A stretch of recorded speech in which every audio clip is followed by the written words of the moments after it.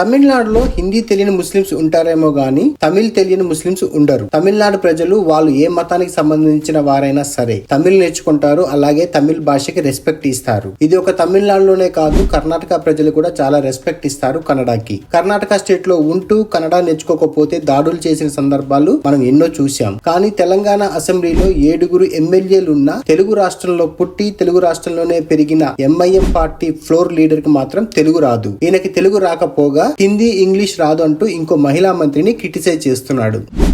No madam, आप नहीं समझ रहे. आप मैं क्या बोल रहा हूं, आप मेरी बात नहीं समझ रहे. Madam is not understanding. I am saying the houses. अब मैं क्या करूं साहब, ना अंग्रेजी समझ रहे मैडम बराबर, ना उर्दू समझ रहे मेरी. अब मुझे तेलुगु नहीं आती, मैं माफी चाहता हूं.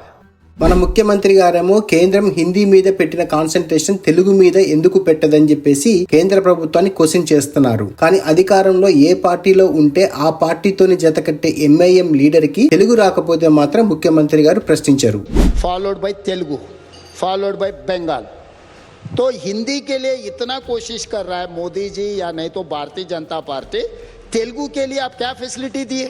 చివరికి కాంగ్రెస్ మంత్రి సీతక్కని క్రిటిసైజ్ చేస్తున్న మన సీఎం గారికి నోట్లో నుంచి మాట రాదు. అసలు అక్బరుద్దీన్ ఓవైసీకి ఎందుకు తెలుగు రాదు? ఒక్క అక్బరుద్దీన్ ఓవైసీనే కాదు, చాలా మంది ఓల్డ్ సిటీ ఎమ్మెల్యేలకి అక్కడ ప్రజలకు కూడా తెలుగు రాదు. ఎక్కడో పుట్టిన ఉర్దూ భాషను నేర్చుకుంటారు వీళ్ళు. కానీ తెలుగు విషయంలో మాత్రం ఎప్పుడు చిన్న చూపే వీళ్ళకి.